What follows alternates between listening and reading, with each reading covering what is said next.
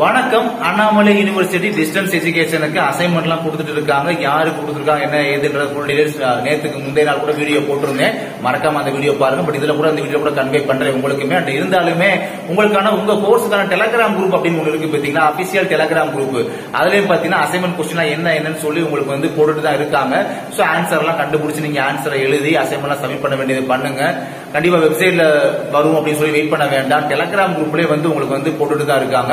So அதை follow பண்ணிக்கோங்க. இப்போ எந்த கோர்ஸ் எல்லாம் அசைன்மெண்ட் வந்திருக்கு அப்படின்றத நம்ம ஃபுல் டீடைல்ஸ் இந்த வீடியோக்குள்ள பார்க்கலாம் வாங்க. இப்போ நீங்க பாக்குறது அகாடமிக் இயர் 2023-2024 படிக்கிறவங்க ஃபர்ஸ்ட் இயர்ல செமஸ்டர் பேட்டர்ன், அதாவது ஃபர்ஸ்ட் இயர்ல செகண்ட் செமஸ்டர் படிப்பாங்க பார்த்தீங்கன்னா, செமஸ்டர் பேட்டர்ன்ல படிக்கிறவங்களுக்கான கோர்சஸ்லாம் பார்த்தீங்கன்னா அசைன்மெண்ட் அப்படின்றத கொடுத்துட்டு இருக்காங்க.